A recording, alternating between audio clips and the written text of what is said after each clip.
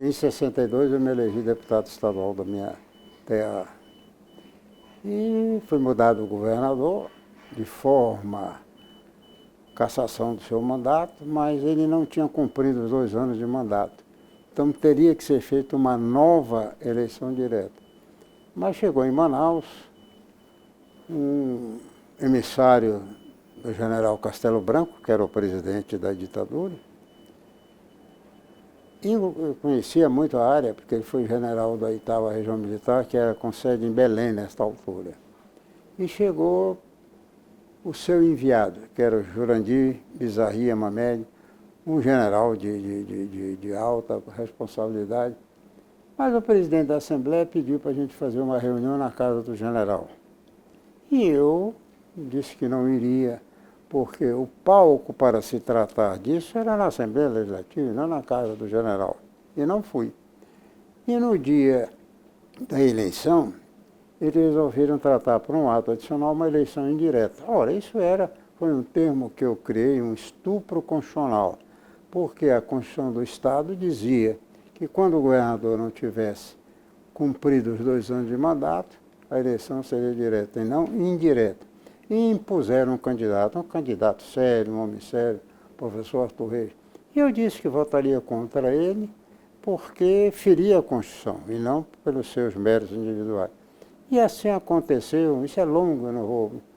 Mas no dia seguinte os jornais fizeram a manchete na primeira página em 8 colunas, dizendo: Bernardo, único voto discordante. Ora, este voto na Assembleia Legislativa me impôs o comando de uma oposição, que só éramos 5, só 5.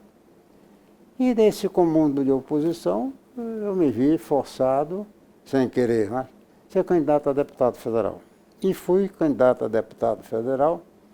Tentaram na Assembleia Legislativa, quando eu estava no exercício do mandato, que o general Castelo Branco cassasse o meu mandato, mas ele se recusou, dizendo que apenas com o que eu tinha tomado, a medida era uma medida de independência.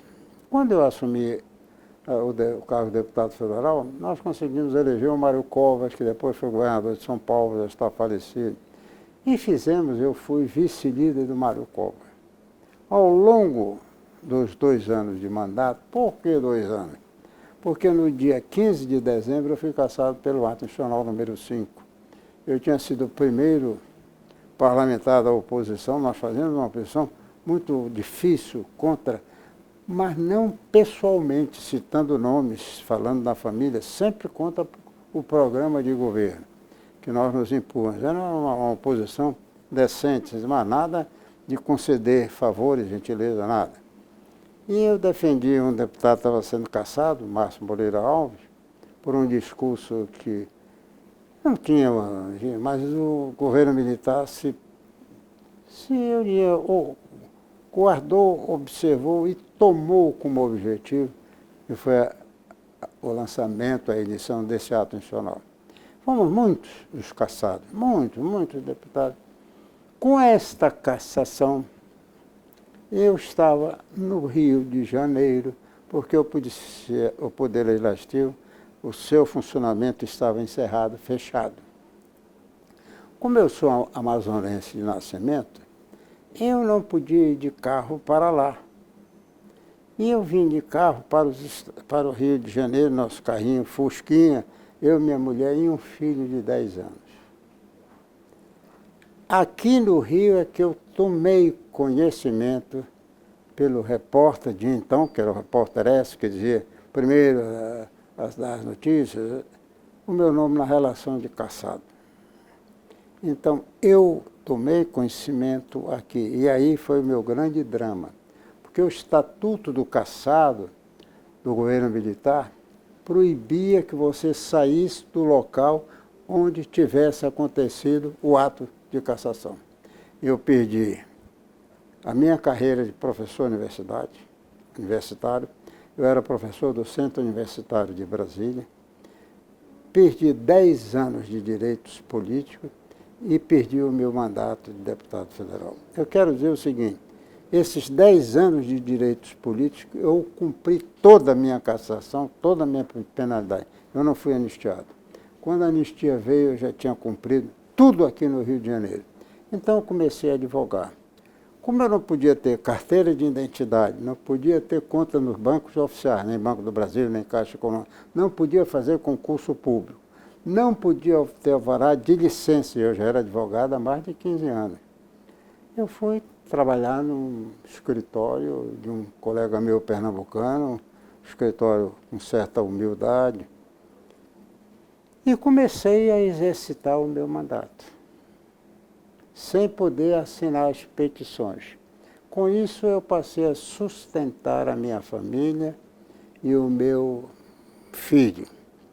Não recebi nenhuma indenização, nem eu a aceitaria. Fiquei não passando necessidade, mas dificuldade. Não foi fácil.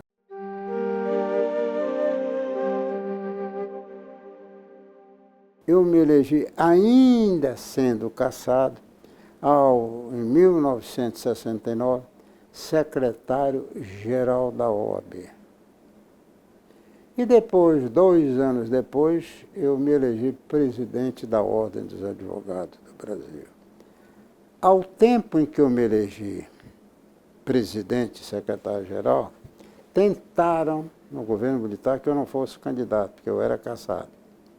Eu fui presidente da Ordem dos Advogados do Brasil entre 81 e 83. Era presidente da República o general João Figueiredo. A partir daí, a OAB, queira ou não queira, quando a coação é muito grande, ela cresce. E eu tive contra mim uma coisa terrível, mas era contra o governo revolucionário. Exatamente no dia 30 de abril, e eu tomei posse no dia 4 de abril, vejam bem, porque geralmente é primeiro, mas primeiro era na sexta-feira para um sábado e 4 uma segunda-feira. No dia 30 de abril, explodiu a bomba do Rio Centro. Na minha gestão, ainda com menos de um ano.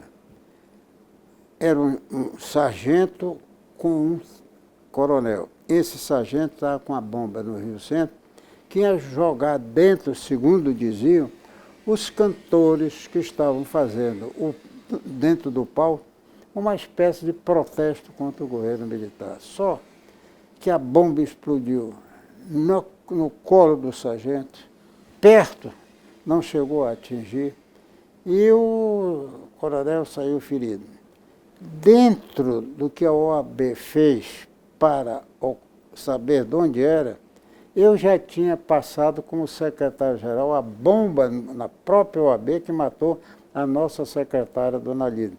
A essa altura era presidente o Seabra Fagundes, que foi muito correto, muito decente, mas sofria muito perseguição.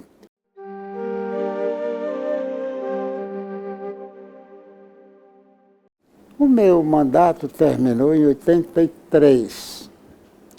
Por que é que eu fui candidato a deputado federal constituinte? Por uma razão muito simples. Os meus antecessores na OAB e eu na sua atuação lutavam por uma Assembleia Nacional Constituinte. Então, quando eu fui convidado primeiro para ser deputado federal pelo Rio de Janeiro, depois acabei sendo deputado federal constituinte pelo meu estado. É claro que eu preferi ser pelo meu estado, porque tinha sido o meu estado que já tinha me dado 2 mandatos, não era justo que eu esquecesse daquilo. Como eu tinha sido o deputado estadual mais votado, isso se repetiu como deputado federal. Eu fui o mais votado. E ao chegarmos à Câmara, nós conseguimos eleger o Mário Covas, e depois de ida, eu fui vice-líder, e a cassação veio, conforme eu já lhe disse, mas a minha atuação como representante da OAB, como a luta pela Constituinte, porque eu dizia, a nação está de joelhos, nós precisamos levantá-la, abraçá-la.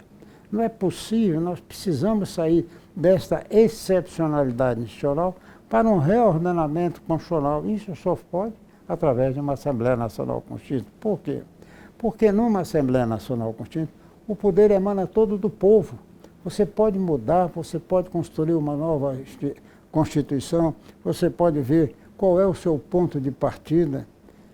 E graças ao bom Deus, essa Assembleia Nacional Constituinte tinha sido prometida pelo Tancredo, que criou um grupo de notáveis, que era presidido pelo Afonso Arinos de Melo Franco. Mas quando o término desse grupo de notáveis concluía pelo sistema parlamentarista, o Tancredo faleceu e o seu vice-presidente, que era o natural que fosse, não aceitou o trabalho. E este trabalho foi engavetado. Ou seja, a Assembleia Nacional Constituinte, criada e eleita em 1986, que tinha o poder total, não tinha sequer modelo, como todas as constituições anteriores tiveram. O que é que aconteceu? Nós começamos tijolo por tijolo. E muita gente critica essa Constituição, porque ela tem, claro, tem coisas que são infraconstitucionais, e eu concordo realmente com isso, mas as pessoas se esquecem quem construiu, quem participou, quem foi membro dessa Assembleia Nacional Constituinte. Quando veio a Revolução ou o golpe de Estado, qualquer que seja a nomenclatura, o resultado no Exército Brasileiro, o que quiser, não importa aqui.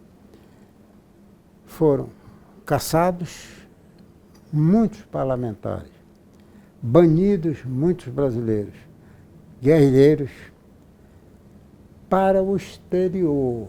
Eu definiria isso como uma verdadeira, mas uma verdadeira odisseia. E o que é que aconteceu? Quando houve anistia, todos estes caçados, guerrilheiros, cederam lugar ao reencontro. E onde foi o reencontro? Na Assembleia Nacional Constituinte. E o que é que aconteceu na Assembleia Nacional Constituinte? Cada um deles apresentava um projeto, porque era... Então nós começamos a pensar, ela foi construída de 8 comissões temáticas, cada uma se subdividia em 3 subcomissões, e uma comissão de sistematização, que era o que sistematizava esse trabalho. Bom, decorrido o trabalho das comissões temáticas, quando foi para a comissão, eu fui eleito relator da comissão. E aí, simplesmente, nós encontramos 42 mil emendas. E essas 42 mil emendas, eu tive o cuidado, porque não podia, eu não seria nem um gênio sozinho, eu tive a oportunidade de escolher 3 relatores. Só 3 relatores foram adjuntos, meus. Muita gente aí diz, proclama, relator, eles estão mentindo, estão querendo se valorizar. Eu vou dar o nome dele. Conde Reis, foi governador, que foi da Constituição de 67, que não era de uma Assembleia Constituinte, um grande nome público, altamente respeitado. Adolfo Oliveira, que tinha sido do tempo líder da UDN, brilhante, era mesmo. Esses 2 já faleceram. Mas tem um terceiro que se chama José Fogaça. José Fogaça foi deputado federal, foi senador, brilhante, já foi prefeito de Porto Alegre, é gaúcho, e mora hoje em Porto Alegre. Estes 3, comigo, eu diria que foi um impacto muito grande, porque o Zé Fogaça era o mais moço. Nós ficamos muitas noites, os 3 comigo, até meia-noite, mas o Zé Fogaça às vezes amanheceu até 6 horas da manhã, onde eu saía para dar entrevista. Você não tem ideia do que foi terrível reduzir como nós reduzimos para 245.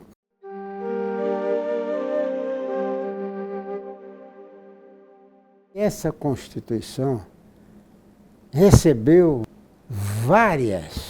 várias definições de interessados.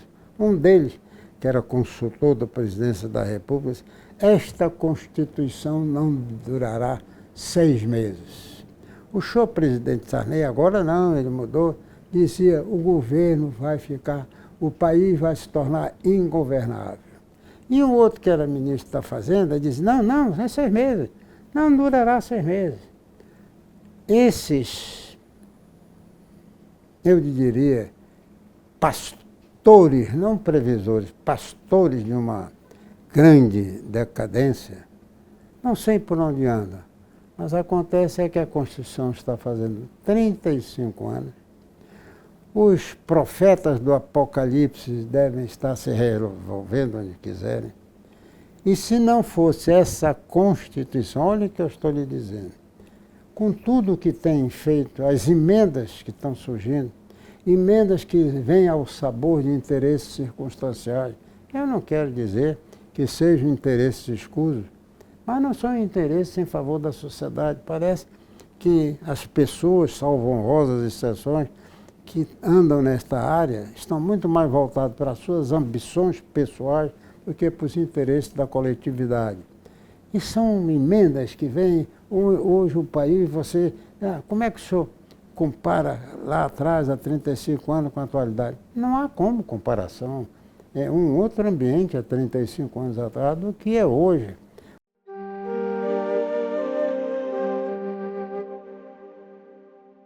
Essa Constituição é a única no mundo que tem direitos altamente consagrados à pessoa humana. Aí você vai me perguntar: por quê? Por que você diz isso? Pelo seguinte, as nossas constituições anteriores, todas elas começavam com o Estado, era o Estado. O ser humano era lá, por fim. Esta é a Constituição que foi dada a eles como cidadão, porque começa com o ser humano. O nosso comportamento inicial é o ser humano. E você veja, Constituição nós só tivemos, em 500 anos de criação no Brasil, 5 Assembleias Constituintes. As 5 Assembleias Constituintes que existiram, a primeira constituiu a Constituição de 34 do Império. Por quê? Porque tinha havido uma ruptura constitucional. A política constitucional, qual era a ruptura? O Brasil tinha dado, cantado, declarado a sua independência de Portugal. Quebrou-se, era obrigado a convocação de uma Assembleia Constituinte. Então Pedro convocou, depois fez o que fez, não interessa, mas veio a Constituição da República. A segunda Constituição, resultado da Constituinte, foi a nossa Constituição de 91. Por quê? Porque em 89 havia uma ruptura. Tinha um imperador que comandava o país e foi banido. Ruptura, fizemos a República, nova Assembleia Constituinte. Depois, em 30, houve o golpe de Estado, derrubaram o presidente da República, Getúlio Vargas assumiu, não convocou uma Assembleia Constituinte. Poucas pessoas sabem, na idade, se não tiverem estudado, né, que a Revolução Constitucionalista de 32 em São Paulo foi em função de que o Getúlio não tinha. O Getúlio conseguiu derrotar essa Revolução Constitucionalista, mas a grande vitória dela é que obrigou a que ele convocasse a Constituinte e tivemos a Constituição de 34. Veja, por enquanto, nós estamos demonstrando 3 onde houve a ruptura. Chegou em 46, derrubaram o Getúlio. Nova ruptura constitucional, nova Constituição de 46. Então, Império, República, depois de 34 e de 44. Em 64, houve um golpe de Estado, queiram não dizer que foi, mas houve, porque tinha um presidente da República no poder, que era o seu João Goulart, e ele foi embora. Com a quebra, ruptura constitucional, assumiu o governo militar. Só que ele não fez a Constituição. Ficou de 64 até 85, quando houve a eleição indireta, que foi constituída. Então, você veja, nós temos de 64 a 88 Só houve um vácuo muito grande, muito grande. E aí as pessoas não sabem reclamar, mas se não fosse esta Constituição, que foi promulgada em 5 de outubro, que certas pessoas não quiseram assiná-la e hoje se arrependem porque estão defendendo, a grande virtude dela é que nós tivemos realmente a congraçamento do reordenamento constitucional e esquecemos da ruptura institucional que havia.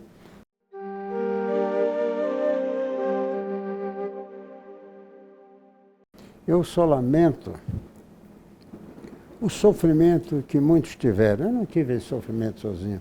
Eu, todos os constituintes, o próprio meu amigo Zé Fogaça, que está vivo aí, para que hoje a gente sinta, eu não diria que todos deixaram de sentir uma espécie de decepção por não estarem respeitando a Constituição como deveria. Nós já passamos aqui por alguns momentos que vimos que as coisas estavam indo num fervor muito grande e a gente fica deplorando, lamentando o valor que não deram ao trabalho enorme de muitos que já se sacrificaram. Eu mesmo lhe digo, eu estou com 91 anos de idade, eu já não quero mais saber de dar esta ou aquela entrevista. Hoje eu estou fazendo uma em caráter muito especial, porque eu sinto que a decepção invade a nossa família. Por exemplo, por que eu tomo essa decisão? Porque eu dei praticamente uns 60 anos de vida pública. E hoje, quando eu vejo os meus familiares, minha esposa e meu filho, eu hoje tenho 4 netos, 2 bisnetas, dizendo, meu avô, nós perdemos tanto seu convívio e parece que não estão dando o valor que o senhor passou. Eu não sei, mas acontece que o trabalho valeu a pena. Aquele célebre poema de Fernando Pessoa, quando ele se lembrava, primeiro quem fez isso foi o Camões, porque o velho do Restelo se queixava dos que iam para o mar conquistar. Ele também diz que, quando ele fala no Mar Salgado, esse é o poema dele, o Mar Salgado, quanto do teu mar, Portugal, são lágrimas de Portugal. E vai, e no fim, aquele, só para que fosse os nossos, aí é que fosse os nossos, aí diz, valeu a pena? Tudo vale a pena se a alma não é pequena. Mas só aí, nesta hora. Aí continua. Então eu lhe digo, valeu a pena o que os constituintes fizeram? Da minha parte, pelo que eu entendi de todos, valeu.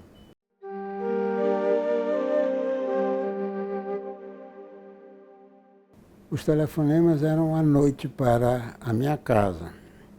A minha mulher atendia porque naquela altura não havia a interpretação do número através, nós descobrimos só isso depois, não tinha.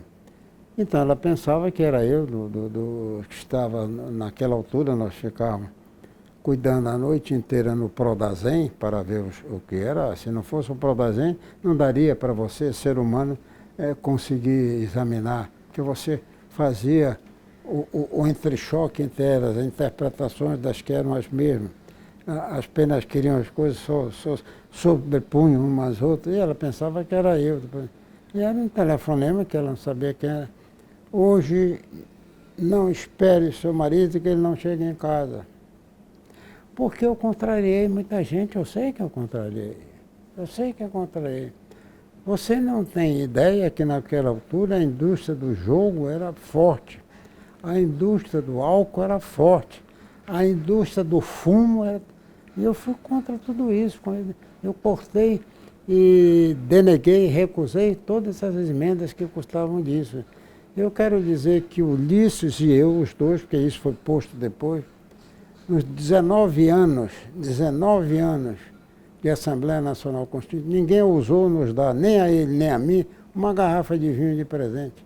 Não houve essa ousadia. Porque esse pessoal que ataca sabe quem é que deve atacar. Eu continuo a dizer, você se arrepende? Não. Eu dei o que eu tinha de melhor, não podia ser. Agora, o tempo é o tempo. Os italianos, os grandes juristas, dizem sempre altri giorni, altri tempi. Realmente, os dias são outros, os tempos são outros, mas só tem uma coisa que nunca será outra. É a sua convicção própria de amar o seu país. Essa ninguém tira de você. E de mim nunca tiraram. De modo que essa é um pouco da história da nossa Constituição, do que os constituintes sofreram. De modo que hoje eu continuo tendo apenas um apartamento, morando nele há 47 anos. A única riqueza que eu tenho é a riqueza da minha consciência, do meu filho, que é uma grande figura, da minha mulher, que foi sempre a grande sustentáculo da família, né? E os netos e bisnetos, se me dissessem o seguinte, você gostaria de sair do país? Não, eu não saio daqui. Não saio daqui, vou ficar aqui. De modo que esse é um retrato. E um senhor que está com 91 anos, que sabe que contribuiu para o seu país modestamente, mas a contribuição foi dada.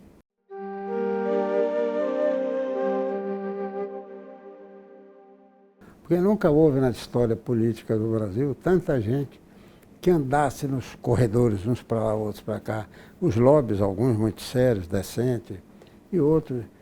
Você teve uma coisa que foi grandiosa nas nossas Assembleias Constituintes, que foram as emendas populares, com mais de 1 milhão de assinaturas.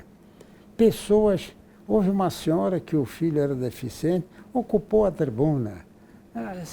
Não era de grandes luzes intelectuais, fez um discurso tão interessante que foi uma das emendas populares que foi para o termo da Constituição, quando nós garantimos um salário mínimo para o deficiente que não pudesse estar lá no texto constitucional. De modo que nós tivemos grandes fatores importantes. O Código Civil brasileiro de 16 dizia que o marido era o chefe da sociedade conjugal, ele que estabelecia a residência, tudo ele fazia, e a mulher não podia ser fiadora sem ele. Hoje, o artigo 5º, inciso 1º do texto constitucional diz que homens e mulheres são iguais em direitos e deveres. Pouca gente sabe disso, poucas mulheres sabem disso, mas nós demos a igualdade do ser humano. Lá embaixo, no mesmo ainda dos direitos, nós conseguimos que o racismo não acontecesse. E hoje a legislação está protegendo a raça negra, mas que foi tudo oriundo da Constituição. Agora, tem uma coisa que ninguém valoriza. A Constituição está com 35 anos atrás. Há 37, criou um capítulo para o meio ambiente. Ninguém falava em meio ambiente. Hoje é moda. Hoje todo mundo defende, mas naquela altura não. Fizemos um capítulo para os índios, conseguindo que as terras tradicionalmente ocupadas por eles fossem deles. Hoje ninguém fala, todo mundo defende, mas ninguém ajudava naquela altura. Esta Constituição é a pioneira de uma marcha que não começa com o primeiro passo, não. Está equivocada. Eu sei que ela é do Confúcio, que é um grande sábio chileno, mas uma grande marcha começa com a decisão que antecede o primeiro passo. Que ninguém imaginava que ela fosse fruto da ressonância popular. Essa Constituição não se deve nunca nem a um governador, nada, nem a um dono, não existe. Primeiro que tem uma circunstância interessante. Eu fui o primeiro relator na história, ou o único na história das Constituintes, que foi relator escolhido pela bancada do seu partido. Eu não fui escolhido nem pelo presidente da República, nem pelo seu Ulisses Guimarães, por ninguém, eu fui relator eleito. Eu tive dois concorrentes da melhor categoria, que nós três disputamos a relatoria. Um era líder no Senado, que era senador, o outro era líder na Câmara, dois grandes nomes. O líder que disputava, que era de Senado, era Fernando Henrique Cardoso, que depois foi presidente da República. E o outro com quem eu disputei foi Pimenta da Veiga, era o grande líder do partido na Câmara. Quer dizer, houve uma disputa, quem escolheu foi a bancada. Nós éramos 300 e tantos do MDB, sozinhos nós podíamos fazer a Constituição inteira. Sozinhos, só... Por isso que elegemos, inclusive, o Ulisses também foi eleito. Veja, esta Constituição resultou do que o povo queria, das suas emendas populares, da sua Constituição, nenhum, eu posso dizer, porque eu fui o relator, que observava tudo isso. Nem o... Eu não vou botar o nome de ninguém, mas eu vou dizer. Nem a ala direitista, nem a ala comunista, né? Essas duas alas, frutos do seu partido, nenhum conseguiu impor a sua emenda. Todas as emendas nossas foi uma espécie que o relator teve a sorte de conciliar. E quando nós não conciliávamos, nós mandávamos o chamado burocrata, né? O que era isso? Ia para votação. Ou perdia ou derrotava. E aí é que veio o grande artigo para 5 anos depois ela poder ser revisada. Se não foi revisada, mas foi prevista a revisão pelos constituintes. Se ninguém esperava 30 anos, eu acho que não. Mas o Ulisses, um dia conversando, nós os dois, todo sábado, nós estávamos, porque nós ficávamos o dia inteiro, o Ulisses, em julho, fez um discurso que foi notavelmente profético. Esta Constituição, ainda não tinha terminado, em julho, só foi em outubro. Esta Constituição terá cheiro de amanhã e não cheiro de mofo. Até hoje, ela não foi mofada, não morreu. De modo que ninguém previu isso. Não só aqueles que queriam a sua continuação, como eu, ela precisa de reforma, claro, toda. Mas, sobretudo, aqueles profetas que diziam que ela não duraria 6 meses. De modo que durou tudo isso porque foi fruto do povo, não foi fruto de um grande intelectual sozinho. A Constituição polaca, que nós chamávamos, quando o Getúlio deu o golpe de 37, polaca porque ela copiou um pouco a Constituição da Polônia. Foi feita por um homem só, que foi apelidado por Chico Sapiência, que era o ministro Francisco Campos. E o Getúlio era o ditador. E depois, quem era o datilógrafo dessa Constituição foi um homem, que eu não vou aqui dizer o nome, que foi ministro do Supremo Tribunal Federal. E por que ela só durou 8 anos? Porque não era do povo. Era uma grande Constituição? Era, mas paciência.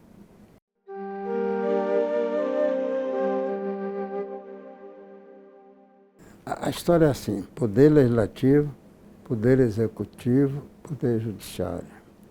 Esses 3 poderes comandam a nação. Esses 3 poderes devem ser independentes e autônomos, sendo entre si sempre unidos. O poder legislativo, ele faz a lei. O poder executivo executa essa lei que vem do legislativo. E o poder judiciário tem o dever, porque é o guardião da Constituição, de saber se esta lei que o executivo está cumprindo, alguém arguiu a sua inconstitucionalidade, ele vai dizer que não pode servir. Então, o legislativo pode crer a lei que quiser, o executivo também pode se recusar. Mas se for ao Supremo. Então, o que tem é que cada poder tem que ser respeitado na sua competência. Competência no sentido do dever, que se chama competência ratione materia. Isso é outra coisa. Eu não posso entender que alguém queira se sobrepor a um dos três poderes, ou um invadindo o poder do outro. Isso não terá nunca a minha aprovação. Eu tive o cuidado de ser um aluno de direito. Eu vou dizer isso apenas aqui para ficar registrado, não por vaidade, mas eu fui o primeiro lugar da minha turma. E ao primeiro lugar eu fui um bom aluno de direito constitucional. Ninguém venha, com meu apoio, pensar que eu concordarei alguma vez com desrespeito à Constituição. Quem desrespeitar a Constituição é um traidor da pátria. Porque nós temos, nos três poderes, uma convivência que chama democrática. Se não estiver funcionando, é por isso que eu digo sempre, quando alguém tenta coagir a imprensa, seja de forma escrita, televisionada, é porque estão querendo entrar numa ditadura. Sem uma imprensa funcionando bem, coagida, amordaçada, de qualquer outra situação que possa, não estamos mais numa democracia. E eu não posso concordar com isso.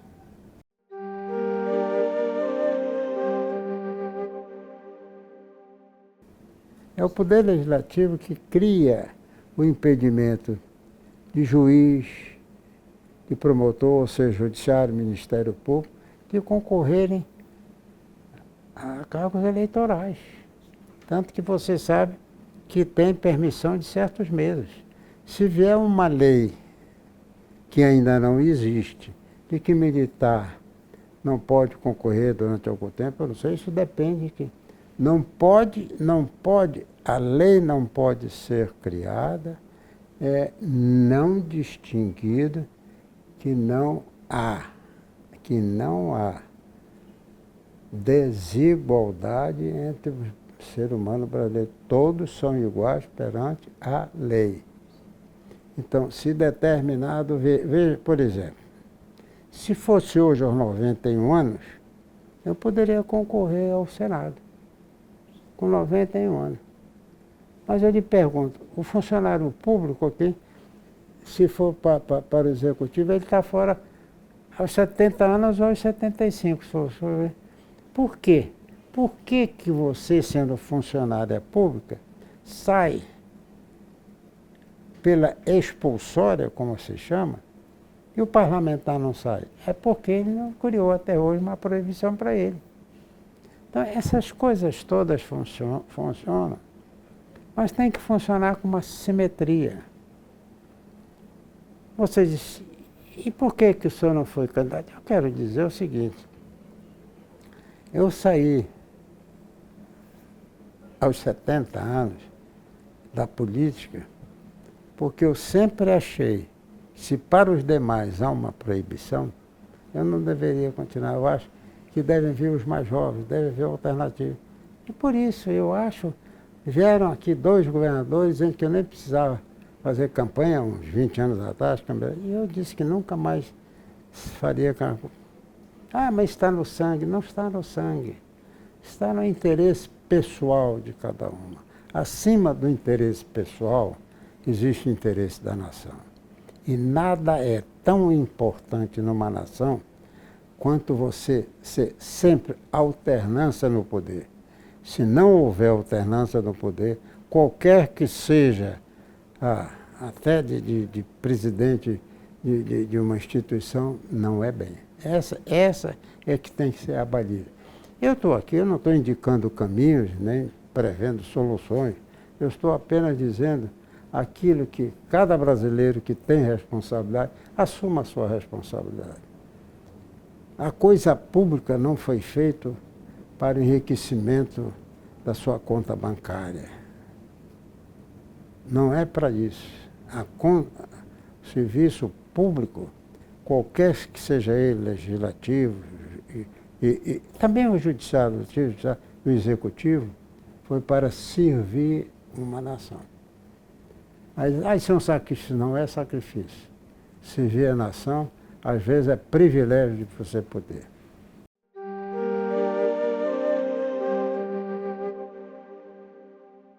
Eu não tenho vocação para prever o futuro.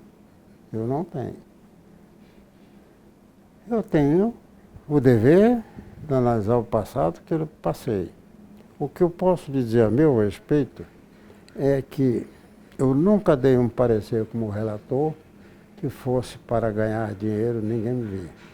Eu recebi muitos convites, mas não era um advogado ou professor, eles queriam a assinatura do relator.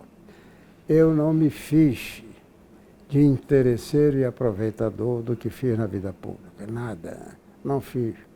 Se eu moro no mesmo apartamento há 47 anos, com dinheiro que eu ganhei como advogado e não como político, não é, claro, não é. É um bairro de Copacabana, não é Avenida Atlântica, não é coisa de luxo, nada. Mas eu posso julgar o meu passado sem ter medo de ir para frente.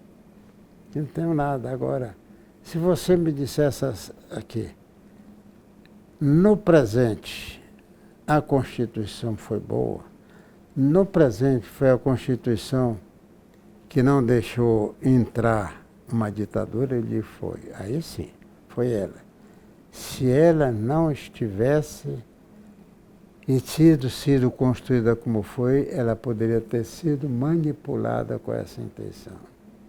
Não se esqueça de que nós estamos com um fato muito presente do que houve, ele é muito recente e ninguém aprovaria, ninguém, em sã consciência, da destruição dos povos, da destruição dos edifícios que foram destruídos.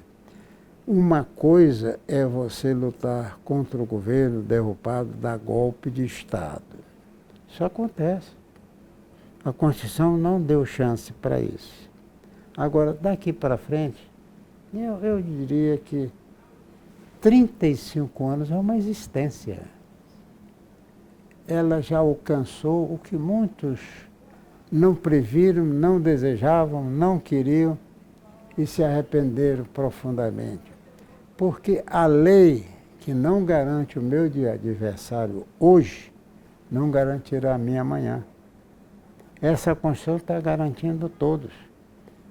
Quem contribuíram para a sua feitura, quem não contribuiu para a sua feitura, mas ela foi feita pelo povo. E você, hoje, quando você diz assim, mas o legislativo está muito ruim, o tribunal está... Não se esqueça do que dizem os italianos, altri giorni, altri tempi. Só não se dá. Então, se você pensar bem, e aquela velha história, o cara que diz, eu penso, logo existo. Você possa, uma vírgula, eu penso, existo, graças a Deus. Ponto final.